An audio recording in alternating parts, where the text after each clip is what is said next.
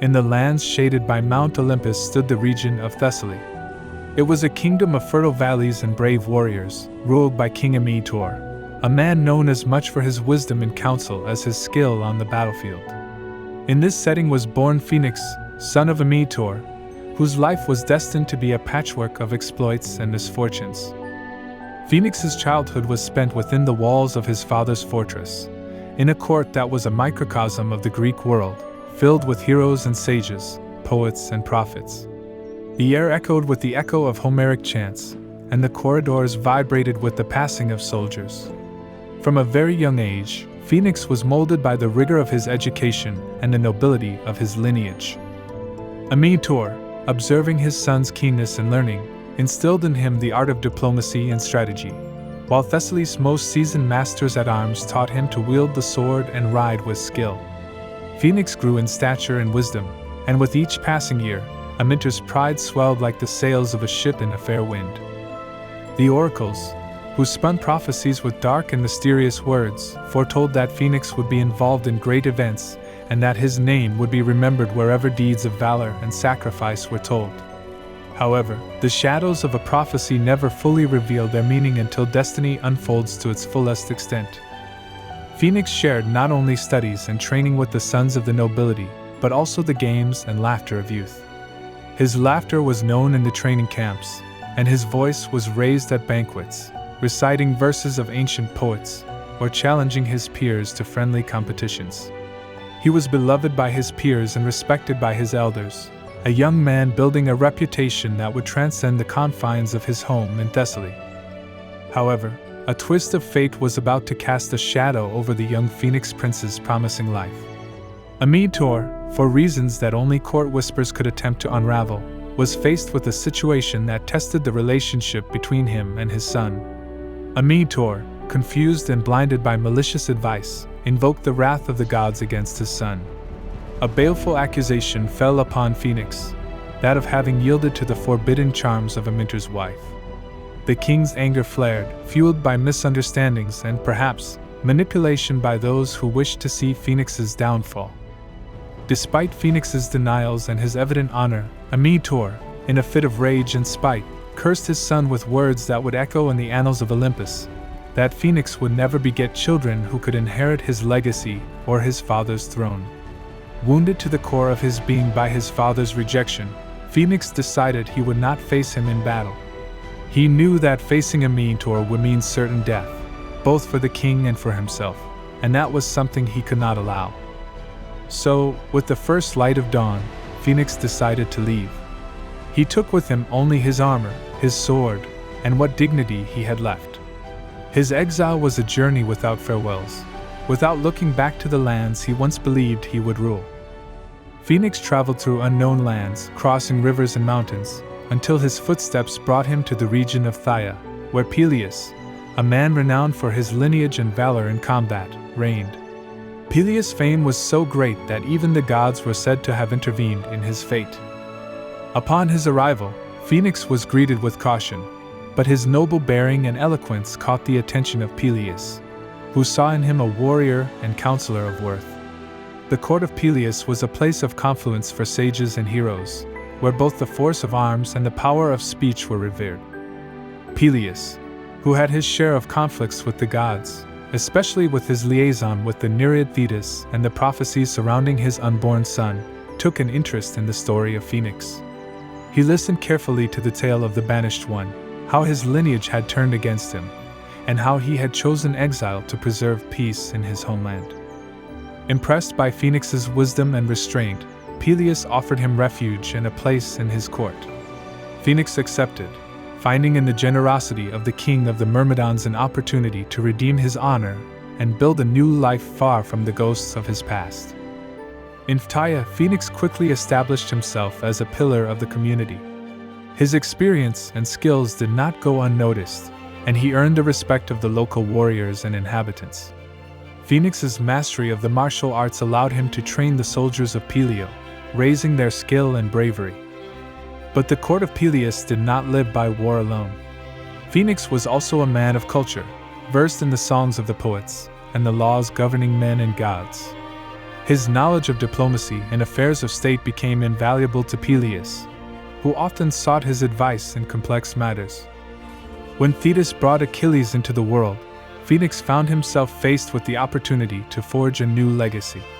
Peleus, aware of the fate that the oracles had foretold for his son who would surpass even his father in glory, entrusted Phoenix with the child's education. Thus, Phoenix assumed the role of mentor and second father to young Achilles. The relationship between them grew profoundly, marked by the wisdom and patience of Phoenix and the fiery youth of Achilles. Phoenix found in the young prince's promise a flame of hope and redemption, and set about molding the character and skill of the man who would become known as the greatest of Greek heroes. At the court of Peleus, Phoenix not only found a new purpose in life but also a home and a family. The shadow of his past began to fade as the light of a promising future, embodied in Achilles, shone brighter on the horizon. And so, his role as tutor had begun from the instant the boy showed enough strength to wield a sword and enough curiosity to question the laws of men and gods. Phoenix knew that Achilles' education could not be limited to the handling of weapons. It had to extend to the arts of discourse and the wisdom of diplomacy. Therefore, between lessons in fighting and strategy, Phoenix interspersed tales of heroes and past exploits with lessons in justice, ethics, and the responsibility that comes with power. He told stories of Heracles, his strength, and his 12 labors, of Theseus and the Minotaur, showing cunning over sheer strength, and of the fall of Icarus, a warning against hubris and overconfidence. Each day, Phoenix watched Achilles absorb these lessons with the same ease with which he mastered the art of fighting. He moved gracefully in the arena. His sword was swift and accurate in training, and his mind was just as sharp when debating the principles of justice or the verses of Homer. In Achilles, Phoenix saw the duality of human existence, the passion of a young heart, and, at the same time, the wisdom of an ancient soul. As Achilles grew, so did the magnitude of the tasks that Phoenix imposed on him. The young prince now faced challenges that demanded both courage and intellect. He had to hunt wild beasts but also solve complex riddles and conflicts, learning that often the most difficult battles are won with the mind, not the sword. During these formative years, Phoenix and Achilles formed a deep bond. It was evident that the master saw in the pupil the hope not only of Thessaly but of all Greece, a warrior capable of uniting under his banner all Hellenes. In the heat of midday, as they rested from their hard training, Phoenix shared with Achilles his knowledge of men and nations, forging in him not only a leader on the battlefield but also a king in the council of peace. In the days when the shadow of war was beginning to spread over Greece, summoning its bravest warriors to distant Troy, Phoenix was preparing with Achilles and the Myrmidons for the voyage that would define an era. The ships lined the coast as harbingers of a conflict that would shake the foundations of the known world. Achilles, the noblest of the Myrmidons, had been groomed from birth for greatness. Phoenix, his mentor, saw in him not only the vigor and skill of an exceptional warrior but also the depth of a soul capable of influencing the course of history. The lessons Phoenix had imparted were not limited to the art of war. They were also lessons in humanity and leadership. Under his tutelage, Achilles had grown with the realization that his strength came as much from his sword as from his heart. As the day of departure approached, Phoenix watched the frantic movement in the harbor. Men were loading supplies, checking weaponry, and consolidating fraternities that would be further forged in the heat of battle. Phoenix, with the wisdom gained through years and the experience of many moons, assisted in every preparation, making sure nothing was left to chance. His presence among the Myrmidons was a beacon of leadership and experience. One morning, Phoenix joined Achilles at the bow of the flagship. Achilles' eyes gazed toward the horizon. Beside him, Phoenix stood serenely, aware of the trials that awaited and the weight of the days ahead. The journey would not be easy. The gods were playing their own game, and the sea was their chessboard. Poseidon, who held the reins of the seas, could be as benevolent as he was tempestuous. Phoenix offered sacrifices and prayers, not only asking for a safe voyage but also imploring wisdom to guide his ward through the challenges of flesh and spirit. During the voyage, Phoenix continued to be a teacher and a friend to Achilles. Together, they discussed battle strategies but also philosophized about honor, glory, and mortality. Conversations were intertwined with the sound of waves and the song of seagulls, and every word spoken strengthened the bond between the young hero and his mentor. Phoenix knew that the siege of Troy would be a test of both Achilles' physical strength and his character. He saw beyond the shining armor and taut muscles. He saw the soul of a warrior who was destined to rise to the heights of legend or fall into oblivion. His task was to guide Achilles in that delicate balance, to shape his legacy, and to ensure that his name would be remembered not only for his fury in battle but also for his ability to lead and his compassion for those he led.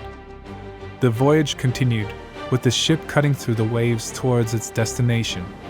Phoenix and Achilles, together with the Myrmidons, were heading toward an uncertain future, but they did so with the courage of those who knew their worth and with the wisdom of those who understood the price of war. As the war between Greeks and Trojans escalated and the fields around Iliad were stained with the blood of heroes, Phoenix, the noble Myrmidon, stood firm at Achilles' side. His role was crucial, for he was not only his guide in battle but also the moderator of his passionate spirit and judgment in moments of fervor. In the Greek camp, the tents were lined up as mute witnesses to the strategies and passions of the men who inhabited them. Phoenix, his hair already marked by the traces of experience, walked these rows with the authority conferred by his age and wisdom. One day, like any other in that endless war, the tension between Achilles and Agamemnon reached its peak. Agamemnon had decided to claim for himself Briseis, the captive who had been given to Achilles as spoils of war. This outrage not only attacked Achilles' honor but also challenged the structure of rewards and honors that held the Achaean alliance together. Phoenix knew that this conflict was not merely about war rewards, but about the respect and recognition that a warrior like Achilles considered his right for the bloodshed and lives taken in the name of a common cause. Thus, when Achilles, enraged, threatened to withdraw from the war and take the Myrmidons with him, Phoenix intervened. His advice was not that of rebuke but of understanding and persuasion. Sitting beside Achilles, his figure reflected calm during the emotional storm. His words flowed like the swell that, though powerful, is capable of shaping the hardest rock through its constant swaying. He spoke to Achilles not only of honor and glory but also of responsibility and humanity. Phoenix told stories of ancient heroes and their challenges, of how fury and pride could lead to dire consequences. He invoked memories of simpler times in Thessaly, where Achilles, while still a boy, had heard tales of valor and camaraderie.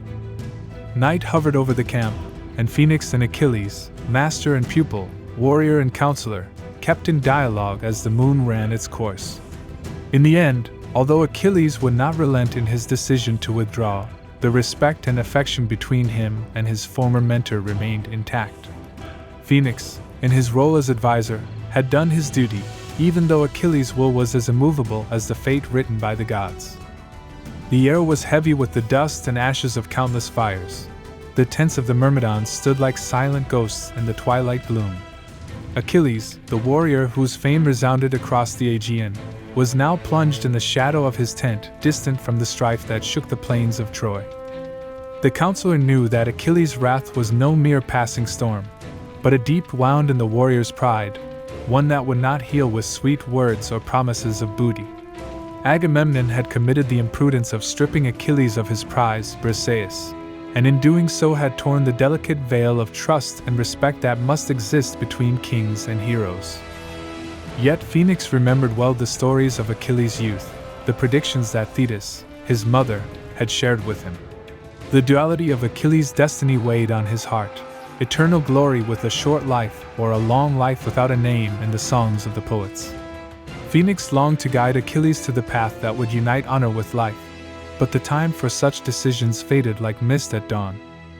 Phoenix's stories were like the wind blowing on the flames. Sometimes it fanned the fire, sometimes it calmed it. He spoke of Heracles and his 12 labors, of Odysseus' cunning, of Patroclus' loyalty. Through these stories, Phoenix sought to ignite in Achilles the spark of wisdom that balances passion with reason. With each passing day, the Greeks felt the absence of Achilles on the battlefield. Victories were becoming more elusive, and the Trojans, led by Prince Hector, were gaining ground. Phoenix watched as the warriors looked toward Achilles' tent, waiting to see the hero emerge from his self-imposed exile, longing for his return as drought waits for rain. Phoenix waited patiently for a sign, for a change. He knew that Achilles' heart could not be pushed. He must conclude himself.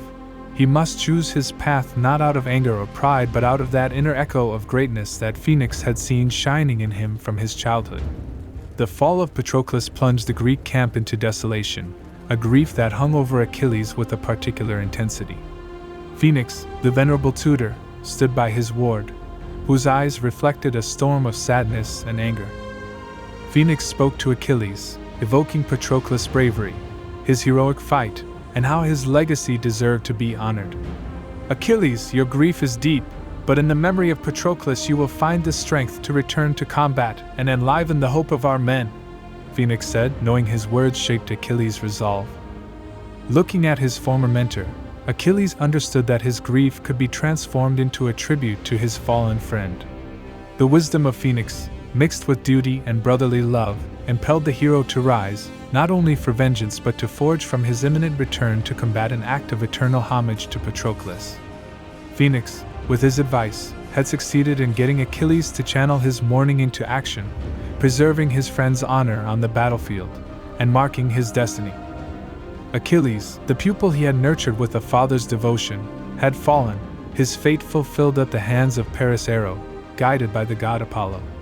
Thus, after Achilles' fall, Phoenix, immersed in mourning, focused on his last responsibility, to honor his pupil with dignified funeral rituals. He organized a pyre for Achilles and oversaw the games that celebrated his memory, ensuring that his warrior spirit would live on in the competitions and the songs of the bards. In the stillness that followed, the mentor reflected on the lessons taught and the battles shared. Although Achilles' death marked the end of an era, Phoenix took solace in knowing he had done his duty, guiding a hero whose legend would inspire future generations. With the mission accomplished, Phoenix turned away from the light of fame and accepted the arrival of his decline. His influence, though not sung in epics like that of Achilles, would continue to resonate in the echo of the wisdom and guidance he had provided.